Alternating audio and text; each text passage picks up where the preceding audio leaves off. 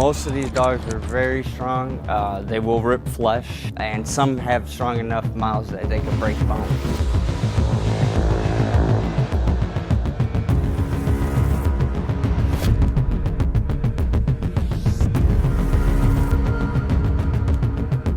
In 2017, Texas launched a program so absurd on paper that it became a national punchline. Millions spent training fluffy white puppies to guard livestock. Ranchers scoffed, experts laughed, but beneath the ridicule, something ancient was being reborn. And what began as a joke on the prairie would ripple out to save predators on another continent. The crisis that sparked laughter. When Texas announced in 2017 that it would invest millions of taxpayer dollars into training puppies, the mockery came fast and loud. It wasn't a program to rescue strays or train guide dogs. These puppies were destined for a strange old-world job, guarding livestock in the open range. The imagery alone triggered derision. Headlines joked about million-dollar mutts, while social media was filled with memes of pampered dogs sunbathing in pastures, as coyotes looked on, amused. To many, the idea that fluffy Great Pyrenees could protect sheep better than guns, traps, or helicopters sounded like a fairy tale gone bureaucratic. Even within the ranching community, skepticism ran deep. Hardened ranchers who'd been fending off predators for decades dismissed the idea as soft science, something dreamed up in a university office, far removed from the nightly bloodshed in Texas fields. Critics zeroed in on the cost, over $1,000 per dog in the first year, plus hundreds annually in upkeep. Multiply that across hundreds of ranches, and it began to sound like an indulgent science project with no real-world traction. But the people behind the program weren't chasing novelty. They were responding to a crisis, because beyond the laughter, Texas ranchers were losing more than money. They were losing entire generations of lambs, and a way of life that was quickly vanishing.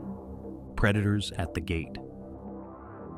By the late 2000s, the situation across Texas, sheep and goat country, had grown desperate enough to threaten the survival of entire operations. Coyote populations had surged across the state, and what once appeared as occasional losses turned into nightly attacks that left ranchers waking to fields of silence where flocks had stood the evening before. At the Carl and Bina Sue Martin Research Ranch in Menard County, the crisis reached a devastating peak in 2009. When only 20% of the lamb crop survived long enough to be weaned. Out of every 10 lambs born, 8 were lost to predators before they could even become part of the operation's future. That level of loss wasn't an isolated tragedy, but part of a broader collapse unfolding across Texas. Many ranches were losing between 10 and 20% of their lambs every single year, a financial hemorrhage that made the economics of sheep and goat production nearly impossible to sustain. Ranchers fought back with every method available, from snares and traps to helicopter hunts and high-powered rifles. Some experimented with guard animals like llamas, hoping their size and aggression might deter predators, but results were inconsistent and often disappointing. Meanwhile, traditional predator control was becoming more controversial and more restricted. Environmental groups challenged lethal methods, regulations tightened, and the old tools of the trade were slowly disappearing. Ranchers found themselves squeezed between rising predator pressure and shrinking options for response. And by the time researchers stepped in, many operations were already preparing to shut down. The dogs no one believed in. While public jokes piled on, researchers at Texas AANDM quietly set out to test a hypothesis grounded not in novelty, but in centuries-old wisdom.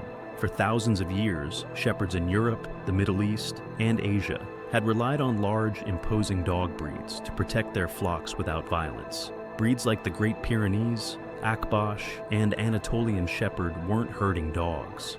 They were guardians, bred not to chase sheep, but to bond with them and keep predators out.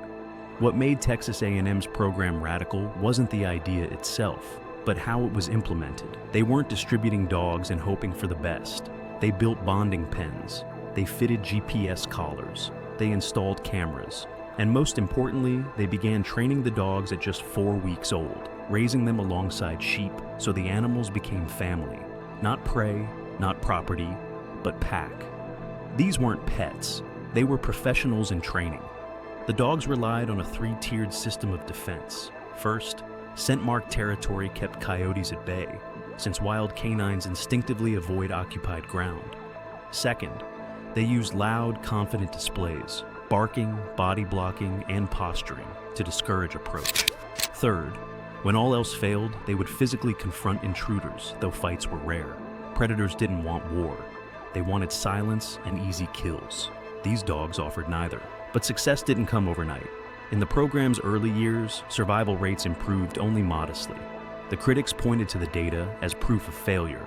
But what they didn't understand was that the dogs weren't ready yet. Like the lambs they were raised to protect, they were still growing. Numbers that silenced everyone. By the third year of the program, the data spoke louder than any headline ever could. At the Martin Ranch, the same place where 80% of lambs had once been lost to predators, the numbers didn't just improve, they reversed. Survival rates rose so dramatically that, in some years, the lamb crop exceeded 120%. That meant not only were nearly all lambs surviving, but ewes were successfully raising twins, something nearly impossible under constant predator stress.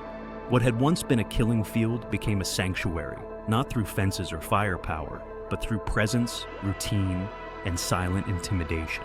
Elsewhere in Texas, similar stories unfolded. At Kobe Porter's ranch, losses once averaged nearly 1 mature ewe per day. After adopting guardian dogs, his operation began raising 100% or better of his lamb crop annually. Ranchers who had once ridiculed the program found themselves doing double takes, not at the dogs, but at their own financial ledgers. The economics became undeniable. A single dog costing about $1,000 in the first year and $500 each year after could save ranchers thousands annually by eliminating predator losses and improving animal health. Studies even showed that stress-free livestock produced better weight gains and higher conception rates, offering hidden compounding value. Traditional methods cost more, achieved less, and carried ethical baggage. The dogs didn't just protect, they transformed. The punchline had become a profit line, the global ripple effect. What began as a ridiculed solution for Texas ranchers soon sparked something far larger, a ripple effect that stretched beyond state lines and national borders. As stories of success spread through agricultural networks and research journals, other regions struggling with predator pressure took notice. California, facing strict anti-lethal control laws and mounting coyote attacks, began adapting the Texas model. States like Montana and Idaho, where wolves posed an even greater threat, explored livestock guardian dog deployments as a middle path between economic survival and wildlife preservation.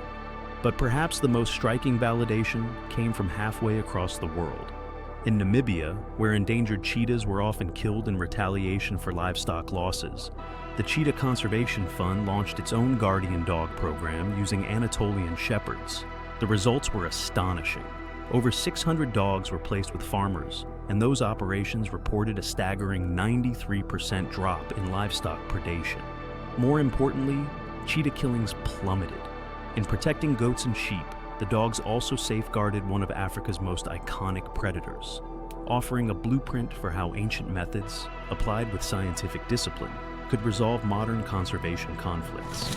Similar programs emerged in Kenya, protecting herds from lions and hyenas, in Australia, deterring dingoes and feral cats, and in Slovakia, preserving fragile balance in wolf territories. The dogs weren't just saving livestock. They were reshaping relationships between humans and predators, introducing tolerance where there had once been fear, and stability where there had been conflict. The lesson was spreading. Livestock could be protected, and wild predators could coexist, if given the right kind of guardian. From mockery to movement.